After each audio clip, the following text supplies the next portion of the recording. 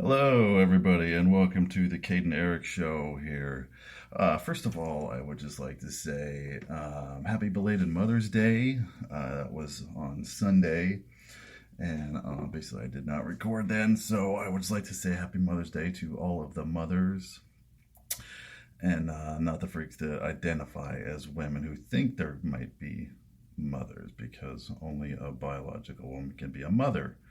So, with that, I'd just like to say Happy Mother's Day last Sunday. Hope you had a great Mother's Day. Hopefully, you thanked your mother and wife for everything that she has done, or if they have done for you. Because I know without mothers, none of us would be here. So, I'd just like to thank all the mothers out there, especially mine and my wife, for all the wonderful, great things that they do. So with that, I'd just like to thank all the mothers and happy Mother's Day.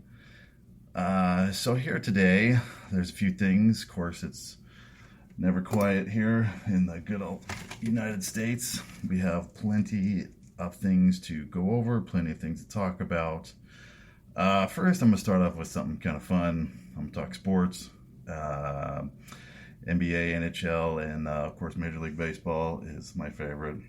I used to absolutely love football. I loved it with everything that I had, everything with every piece of my being. I used to absolutely love football. College football, I still do. The NFL I haven't really paid attention to it for probably, whenever Mr. Oppressed, Mr. Kneeling for the national anthem, Colin Kaepernick, whenever he started doing that, and once the whole NFL did it, I was just kind of done with the NFL. I mean, I still love college football, absolutely. I think that's where the real passion lies. The NFL, not so much. I've kind of lost track of all the players, who's in, who's not. Although, I don't know, something kind of weird happened over these NFL playoffs of last year where I actually kind of paid attention a little bit for, I don't know, whatever reason. I guess baseball was over. And I was like, well, I don't know what the heck else is there to watch. I actually even watched soccer. I watched the World Cup, which I have never liked soccer. I've just never liked it ever. I thought it was boring. You run around for an hour and a half and you maybe score a goal or two. And I guess that's a blowout if you scored more than two. So it's just something I never watched. But I got into it. I don't know why. I was at a patient's house taking care of them. That's what I do. That's my full-time job, is I'm a caregiver. And I was over at their house, and they wanted to watch the soccer, or the World Cup. And it was the U.S. playing England, I believe. And I was like, oh, great, I'm going to just sit here and watch this soccer. This is going to be boring. But I got into it. I got all into watching I was in the group stage, so I got all into watching the soccer. I actually paid attention to the whole rest of the World Cup. I actually turned on the final with Argentina, and I know they won it all, but I cannot remember who the heck they played. Anyway, but I watched the whole stinking thing. Not interested in the women's World Cup coming up here, just because I don't have any desire, and I don't really like our U.S. team with all their whining, so probably won't watch that. But anyway, yeah, I got into the World Cup after baseball, because I watched the beautiful World Series of the Houston Astros, world champions, and the Philadelphia Phillies. What a great series that was. I know there's a lot of people out there that absolutely hate the Astros, but we've kind of been the dominant team over the last 6-7 years. So you guys can hate us all you want. Bring it on. So anyway, I've been paying attention to the NBA playoffs here. One of my sons here, he absolutely loves the Celtics. So I was sitting there watching the Celtics game when they played the Phillies. See, baseball. The same city, though, Philadelphia, when they played the 76ers, and Jason Tatum went off. He played amazing. I think he had 51 points total. It was a great game. It was fun to watch. I grew up kind of watching the I was living in Utah at the time when and I was watching the Jazz when they had Karl Malone, John Stockton, Jeff Hornacek. You know, that fun years of basketball. Now we have the king of flip flop himself, LeBron James, who is not the greatest basketball player of all time. Sorry, he's not. He's never going to be.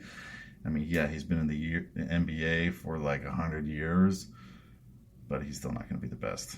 He just never will. That's for Michael Jordan. Absolutely.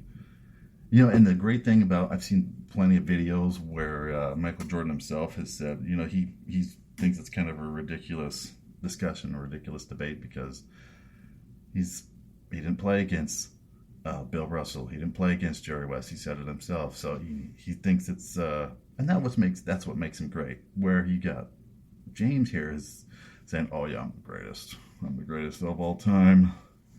No, that's done by your peers, my friend, not by you. So anyway, so watching that, you know, it was great to watch.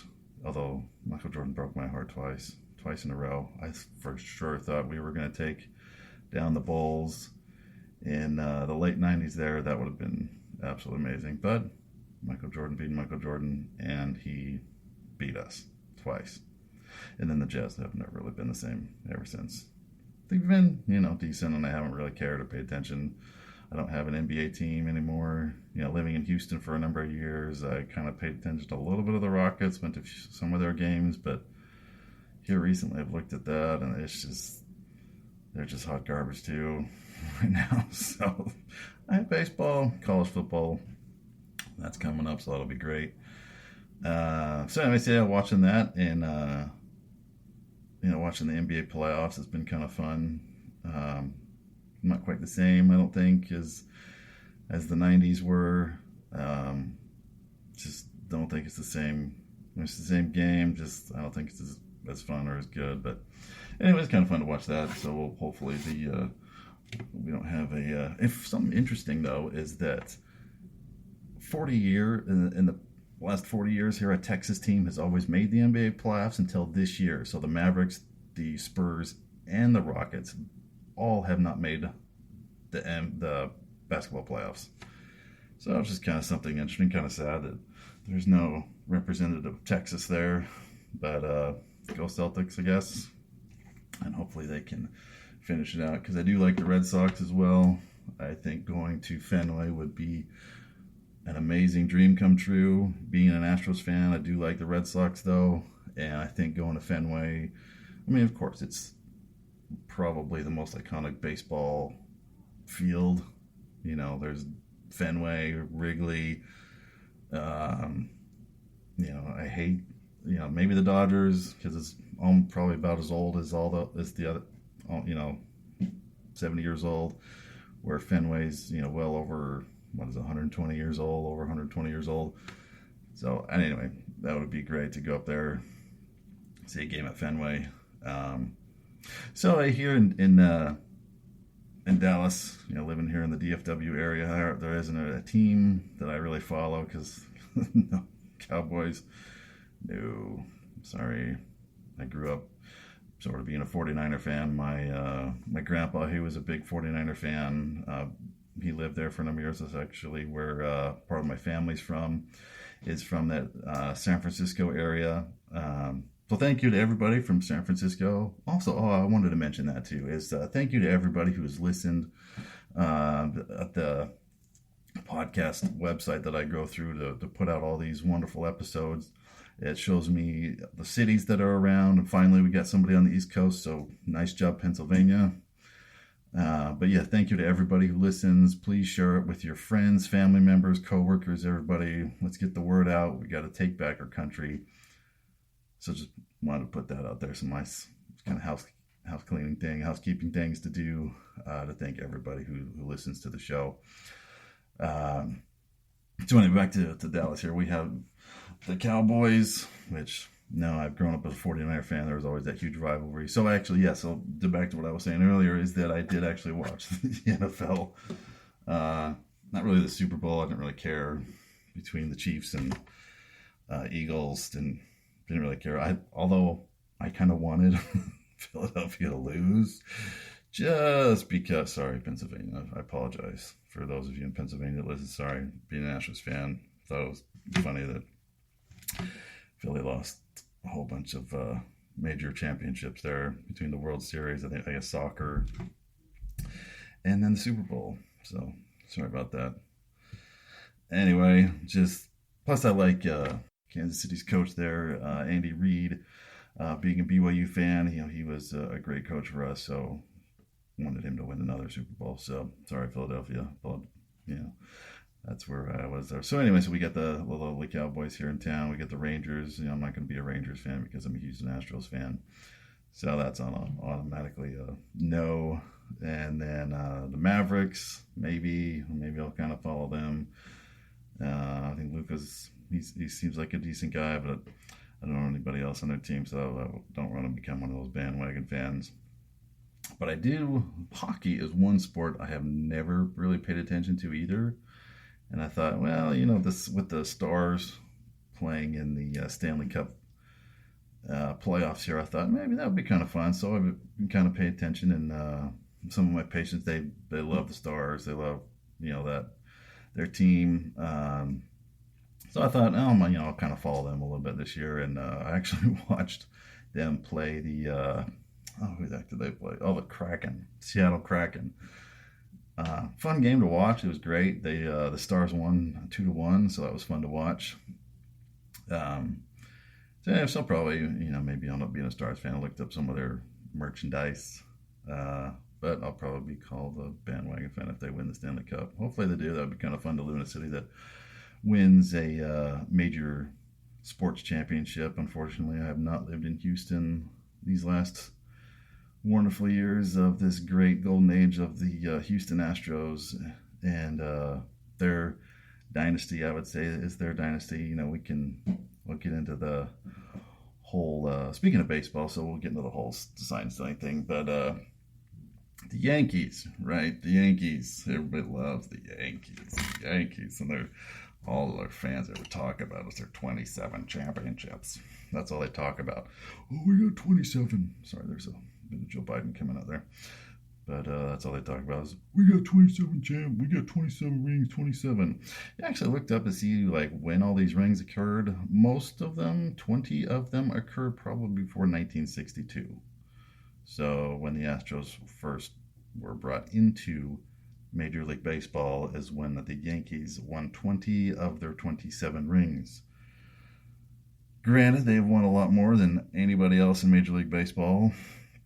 I think the next closest is either St. Louis with 13 or something like that. I can't remember off the top of my head, but anyway, just the Yankees here, and they were playing Toronto here recently, and Aaron Judge doing a little sneaky eye movement with the plate. They're looking into the dugout. I mean, what does he do? The Yankees are always sitting there mad and pissed off. Oh, Aaron Judge, he was, Jose Altuve stole the MVP from Aaron Judge in 2017. They stole this, blah, blah, blah, blah. When it came out with the commissioner's letter that the Yankees were actually stealing before the Astros did. So, even Toronto, their broadcasters were like, what is he doing? What is Aaron Judge doing looking in the dugout for? He's up there, looking at the pitcher ready with the new pitch clock rules. You got to be engaged at the pitcher, before 8 seconds, or else it's a strike against you, which hopefully that does not end up burning some team here in the playoffs, because that would be the absolute worst, to have some stupid pitch clock violation because you're not fully engaged with whatever.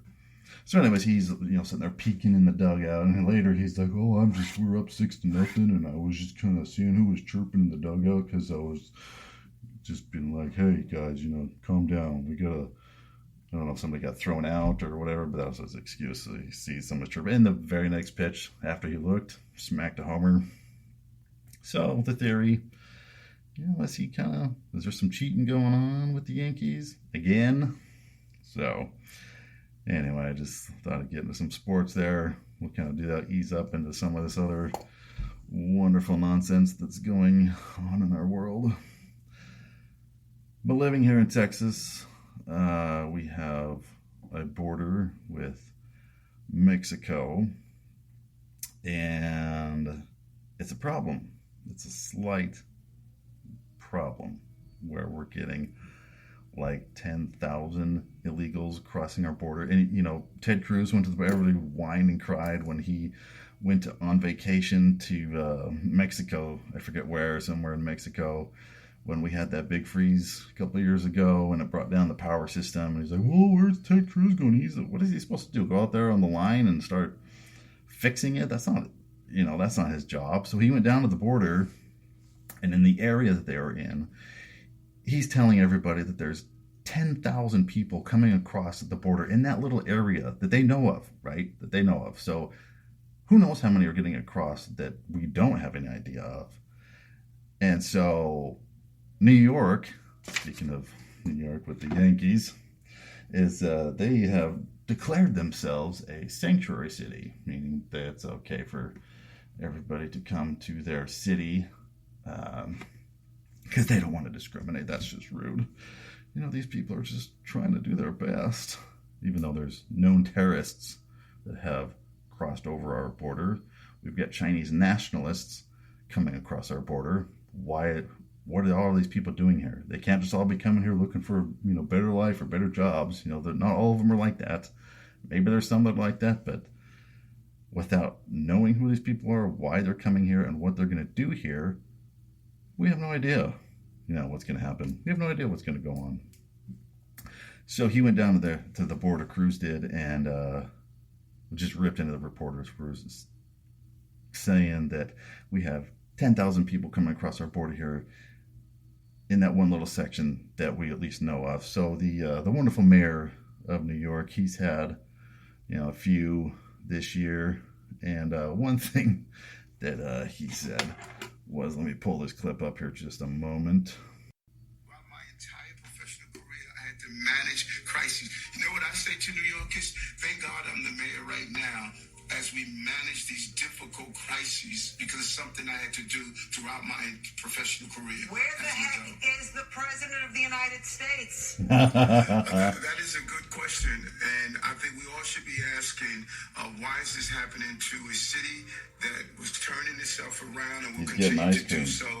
This should not be happening to New York City, Chicago, Los Angeles, and the other big northern cities, and really should not be happening to El Paso or Brownsville, Texas. No city should be carrying this burden. It's a national problem, and it needs a national solution. Well, maybe it's time to open up Randall's Island again. I know we closed it recently. Yeah, are those tents going to come back out?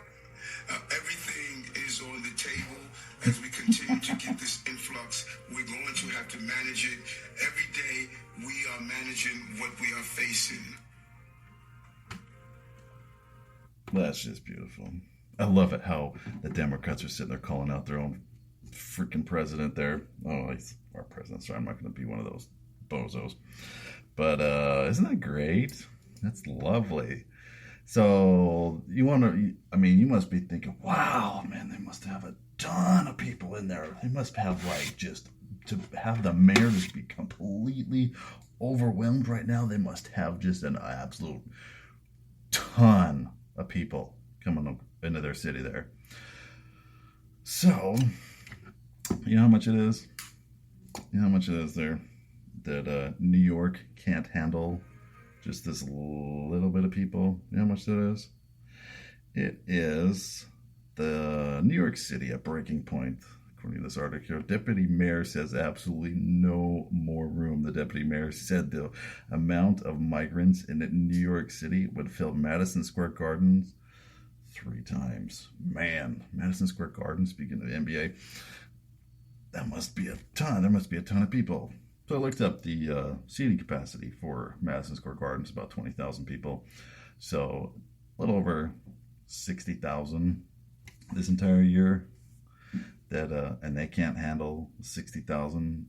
Meanwhile, here in Texas, we've got the wonderful Greg Abbott, and he launched Operation Lone Star, trying to do anything he can to keep the border down, keep the numbers down. So there's a report out there that they were saying last year where they were getting 7,000 to 8,000 a day.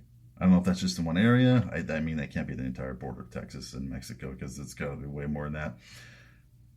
But so if you do the math on that, and you go from today, right?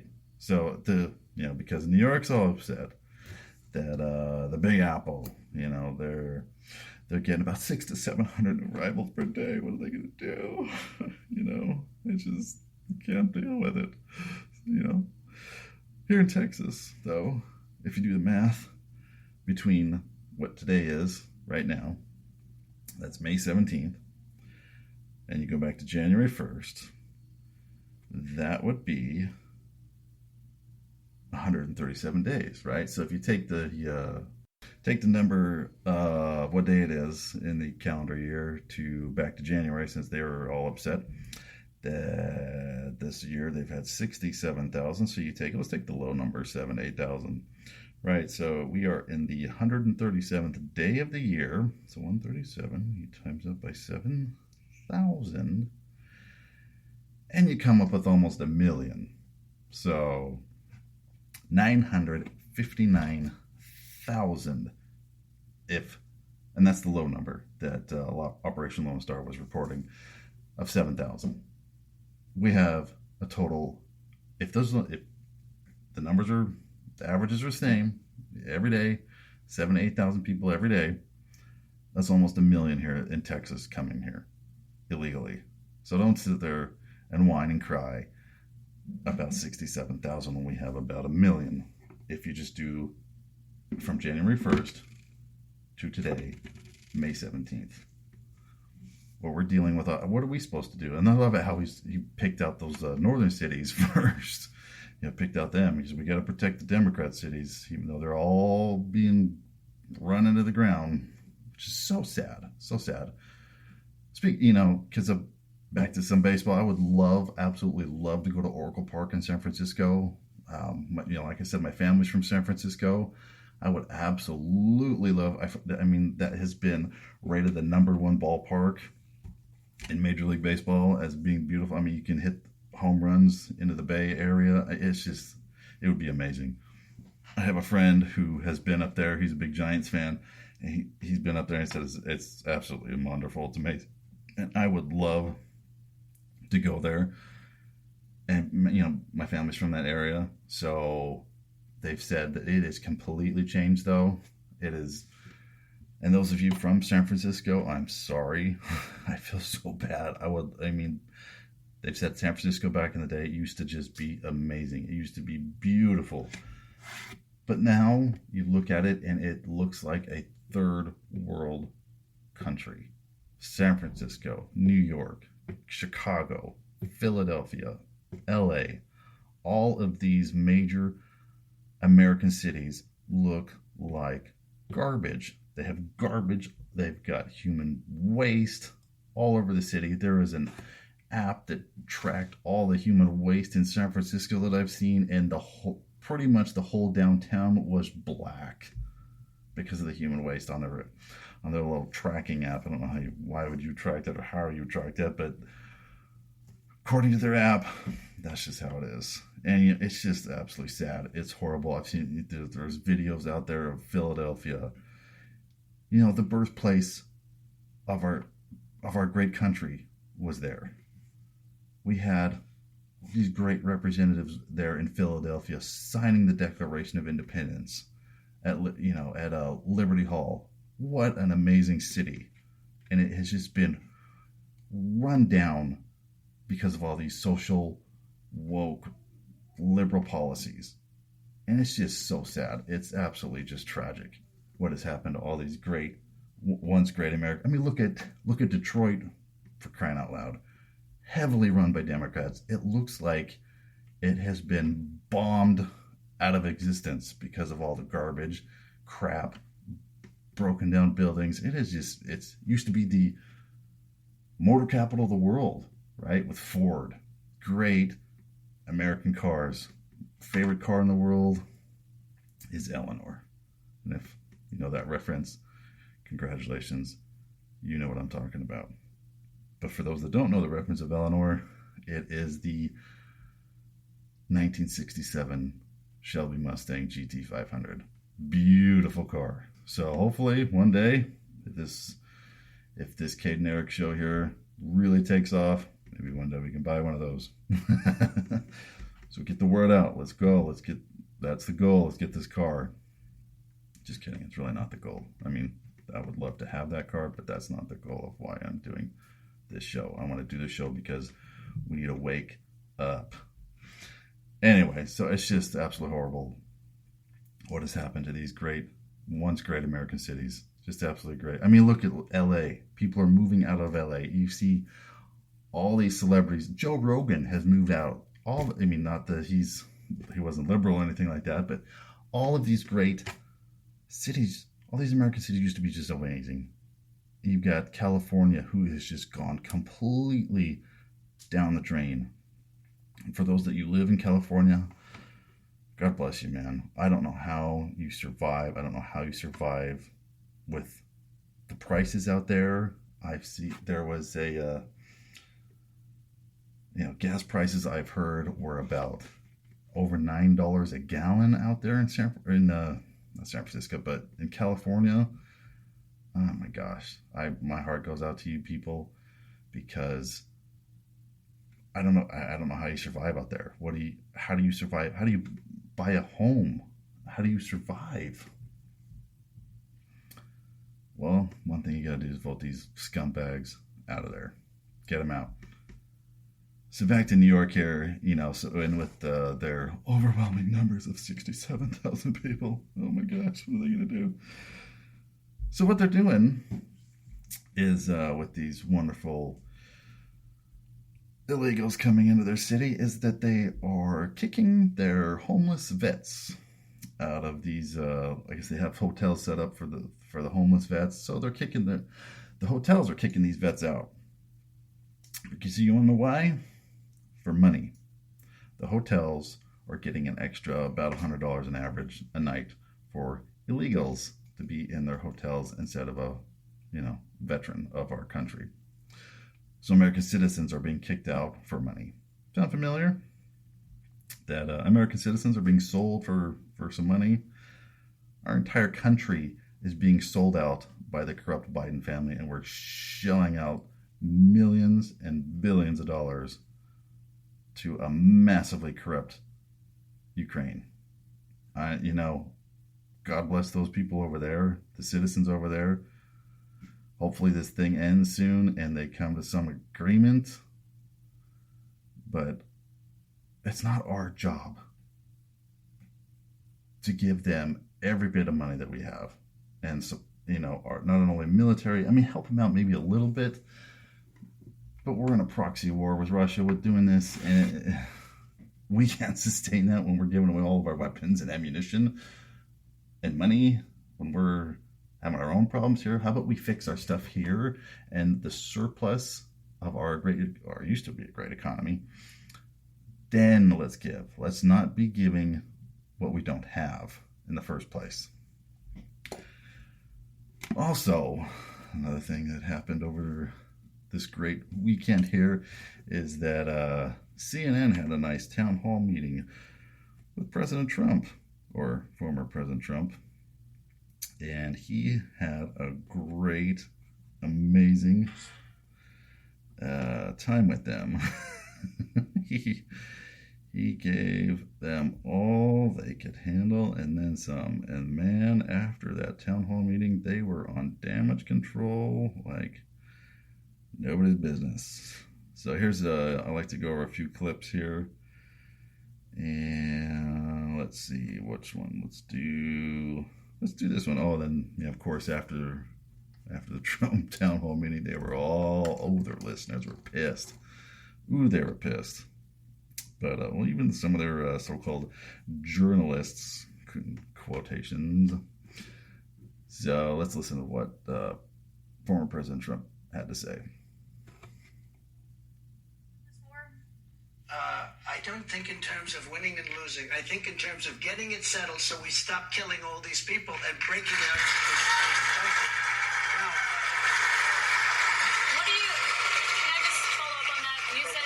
things think you in have terms to of do winning is you and have to losing, get you have Mr. to get President, can I Europe. just follow up on that because that's a really important Excuse me, let statement me that you just just follow made up. there. Can you say if you want Ukraine or Russia to win this war? I want everybody Hold on, to stop I'm gonna dying. pause this. And I mean, how really you're going to ask him? Oh, which one do you want to win? I mean, it's not a matter of winning or losing. You know, if he is elected president, if he says, "Oh, I want Ukraine to win," how is he going to get Russia at the table to sit there and talk about stopping this crap?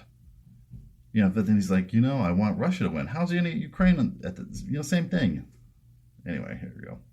dying, Russians and Ukrainians. I want them to stop dying. And I'll have that done. I'll have that done in 24 hours. I'll have it done. You need the power of the presidency to do it. When you were in office, you said that you respected President Putin. Do Yeah, I you do. still respect him today? He made a tremendous mistake. He was a smart guy. What was his It mistake? would've- His mistake was going in. He would have never gone in if I was president. We used to talk about it. Do you believe that Putin Hold is a on. war? Well, I got to pause it for a second here too, because another thing that's come out is that report where the Democrats whined and trying to keep this PG, maybe PG-13. It's that they whined and they cried that 2016 had Russian interference, that they were, oh my gosh, the Russians are doing this. Yes, process, the Russians are doing this. The Russians that are doing it, they're the ones that did it. They were whining and crying forever that it was Russia. Turns out it wasn't. It wasn't the Russians, and the FBI knew it, but they said it anyway. So hold on, let's finish this clip here. Hold on. Criminal? He's responsible for the deaths of thousands Well, of I think Ukrainian men this. and I think women it's and something that children. should not be discussed now. It should be discussed later. Because right now we have to get a war. If you say he's a war criminal, it's going to be a lot tougher to make a deal to get this thing stopped. Because if he's going to be a war criminal, where people are going to go and grab him and execute him, he's going to fight a lot harder than he's fighting, under the other circumstance. That's something to be discussed at a later date. Do you want Ukraine? Absolutely great. He did great. So of course, I mean, she wanted him to say something like that, like, "Oh yeah, Putin's a war criminal," blah blah blah blah blah. How are we going to get? Like I said, how are you going to get these people to come to the table and talk about some kind of an agreement? Plus, if the Russians were all involved in the 2016 election, why didn't Putin go to war against Ukraine during those 4 years while he was president? Why didn't they do that? Why did they wait till after he was gone? And during the demented administration that we have now? I mean, my gosh, come on. All right, we got some more clips here. Let me play another one here. This is gold right here.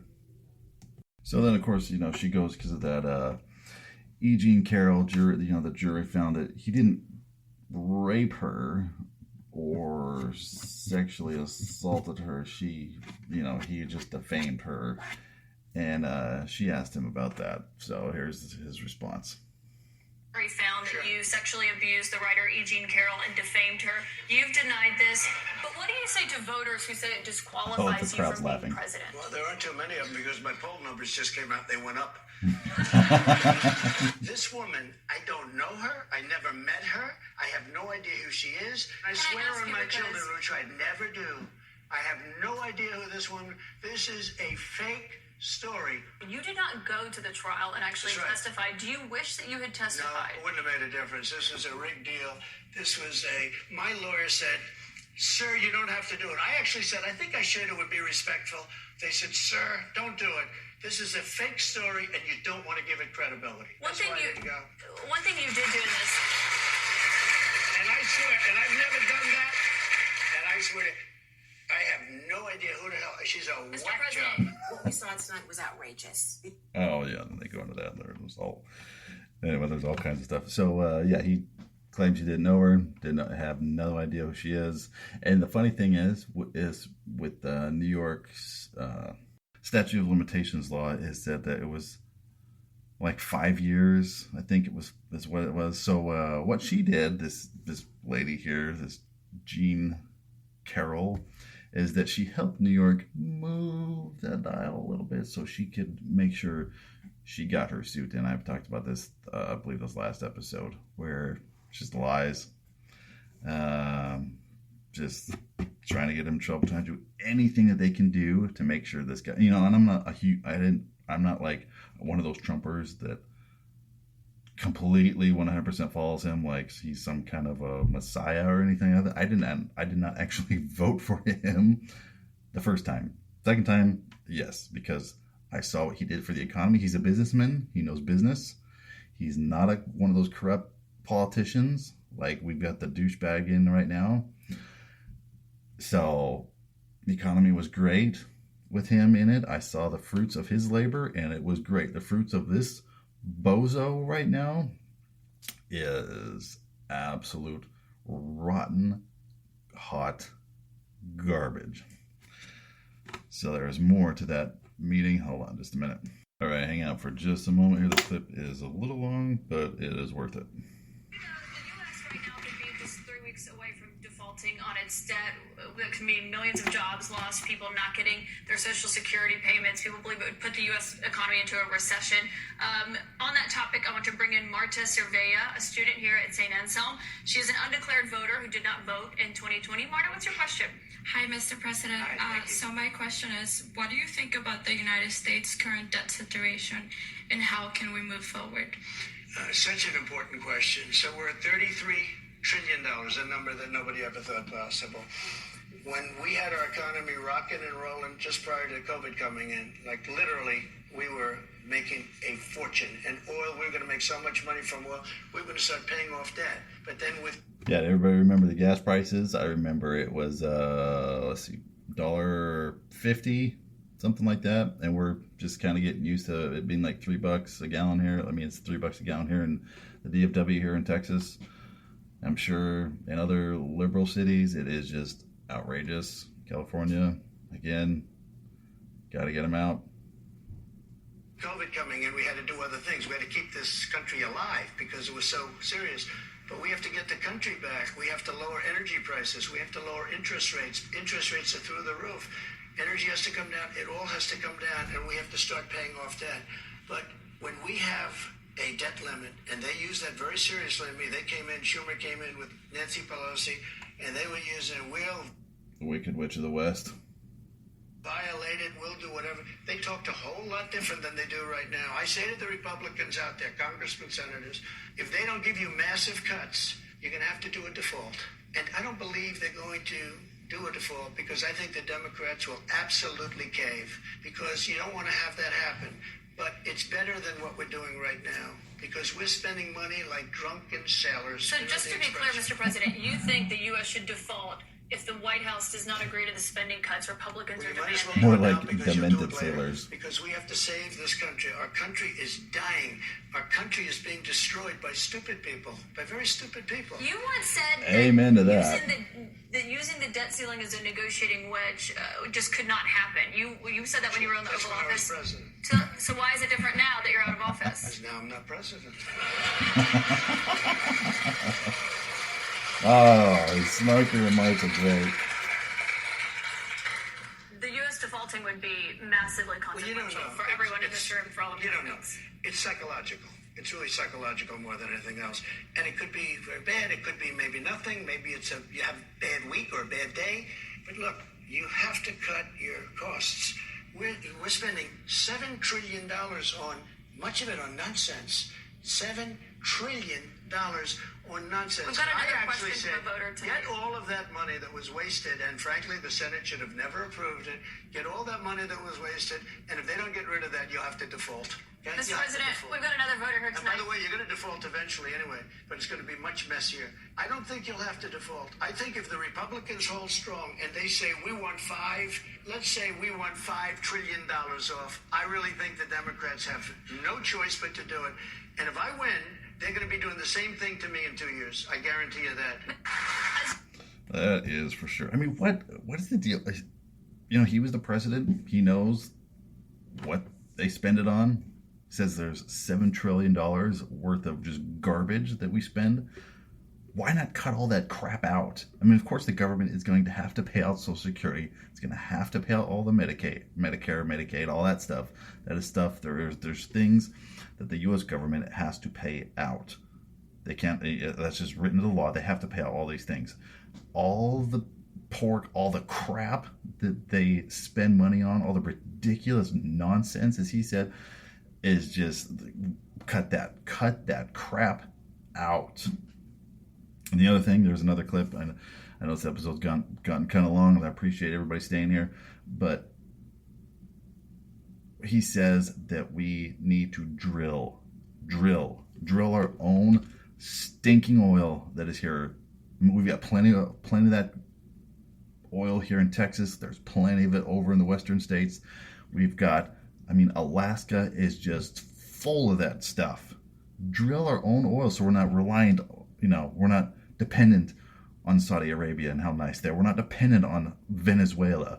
We're not dependent on Russia. We're not dependent on all these countries that do not care about us. They're not our friends. You think Saudi Arabia is our friend? They're sitting there brokering deals now. China and Russia and Saudi trying to get the oil, get all that secure. They're just gonna, try to phase out the dollar.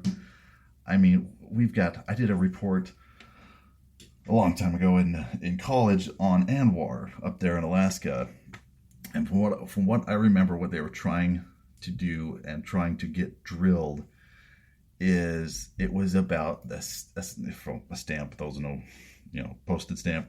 It was about, if you compare that to what they were wanting to drill compared to a football field, an American football field, it was the size of a stamp on a football field is what they were trying to get done. And from what I understand, I don't think they did it. Day one, you got Mr. Douchebag here cutting down our Keystone Pipeline, just shutting it off. We're done. We're not doing that anymore. And everybody, they don't take responsibility. They don't take responsibility for a freaking thing that they do. None of it. Biden's like, oh, it's the Putin. Over the summer he was like, it's the Putin price hike, and and I don't remember. I was told to say it's the Putin price hike with my little flashcard here. We've got our own freaking oil that we can drill. Our own oil. We don't need to be dependent on these scumbags. It's just, you look at the world, you look at the country, and you're just like, what is the matter with you? What is going on? So there's plenty more clips that I could play of his thing, but it was just amazing. And then afterwards, CNN was just like, oh my gosh.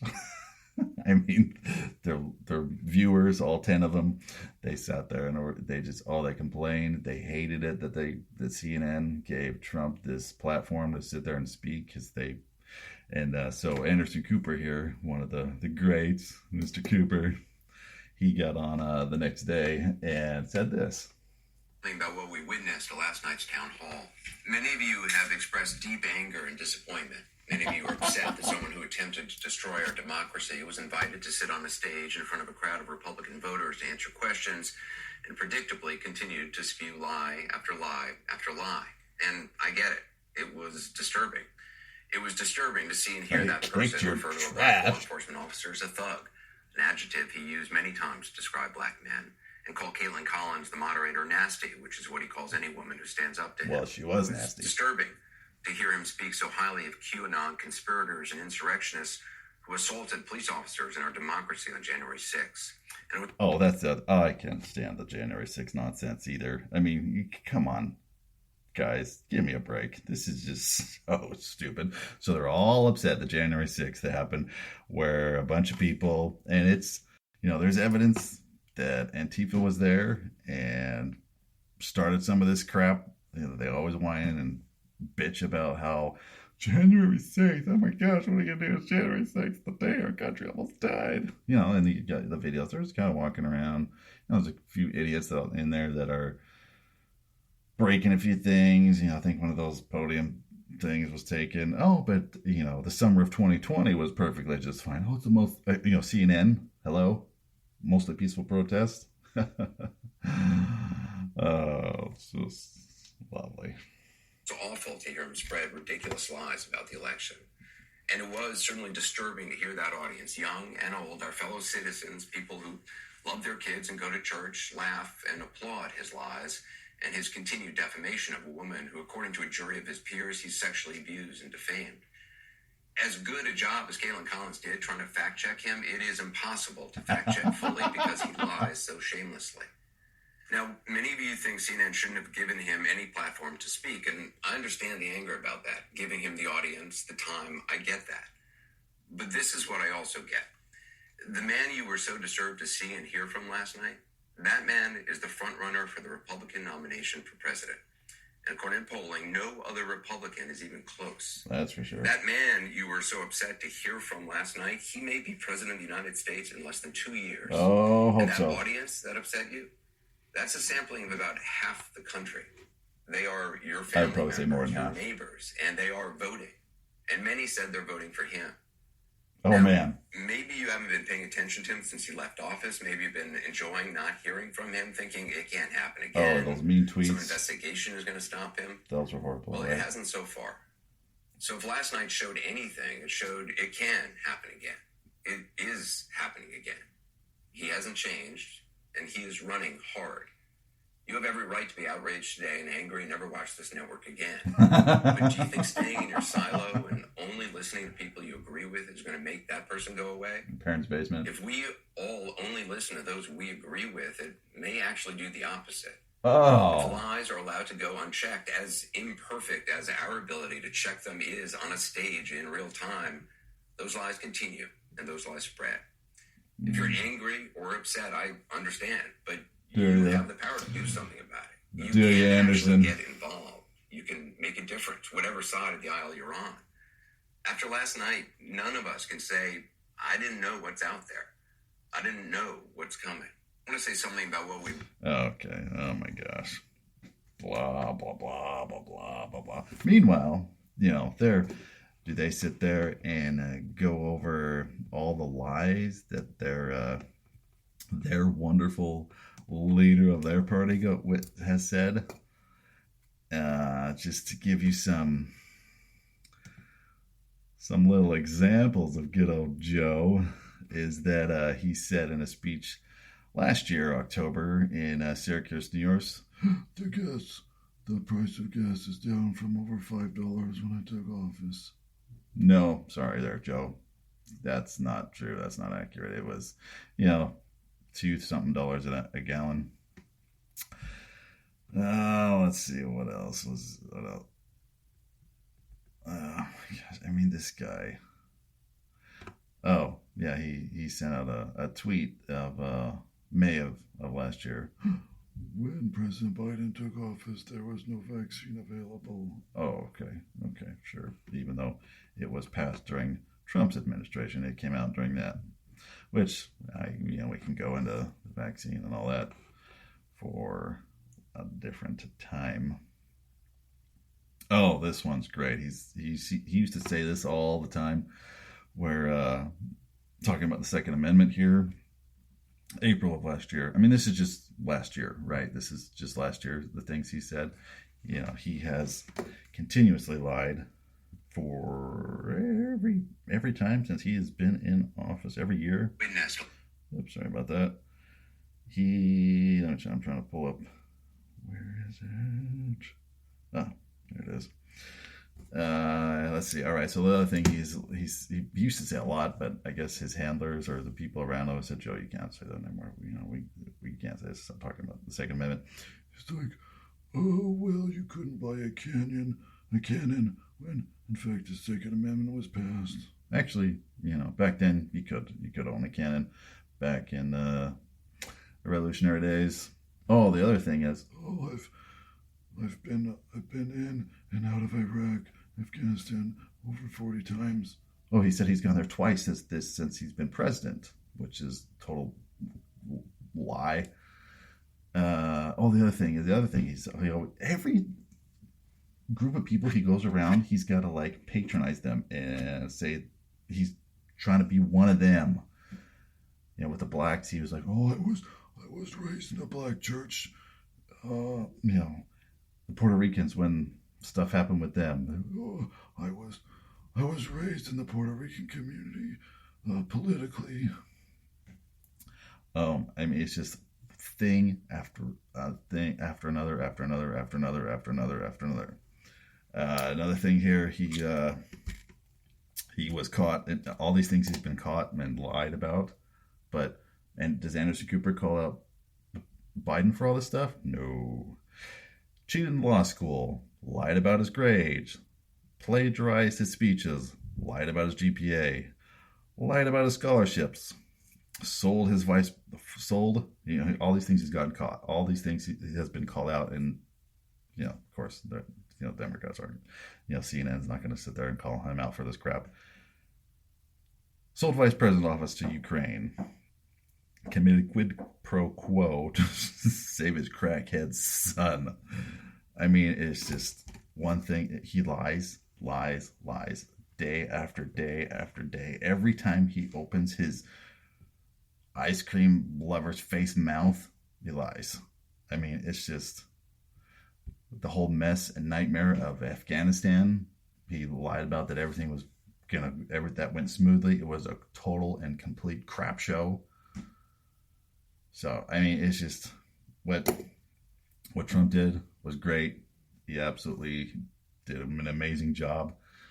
I wonder if CNN secretly hopes that he comes back and is president, that Trump becomes back, because then they'll get their audience back. People will watch, because then they'll be like, oh yeah, I hate Trump. And I've seen video after video of people being interviewed and be like, why do you hate Trump? What has been so great that Biden has done? Between a choice of Biden and Trump, they continually choose Biden, and they're like, people are asking why do you choose Trump, or why do you choose Biden? He's like, and they all can't say a good thing that he's done, because he hasn't done a freaking good thing since day one. And they all say it's because he's just not Trump. That's it. Only reason Biden is getting votes is because he's not Trump, and the media has brainwashed these people into thinking that Trump is the evil monster. He's the boogeyman. But our economy is rocking and rolling, as he said. Things were great. So hopefully we can get this thing turned around. So again, thank you to everybody who's listened. I know this episode has been a bit long. So thank you for everybody who has stayed around and listened to the whole thing. Please, again, like I said, pass it on. I do have a Facebook page, so it's the Cade and Eric Show on Facebook. You can look that up. And again, I'm on it. All the anywhere you can get your platforms: Apple, Spotify, iHeart, any of those places. So please pass this on. Let's take our country back. Let's move forward. Let's become America, who we used to be, not this nonsense. We got to come together, people. So with that, thank you. Have a good night.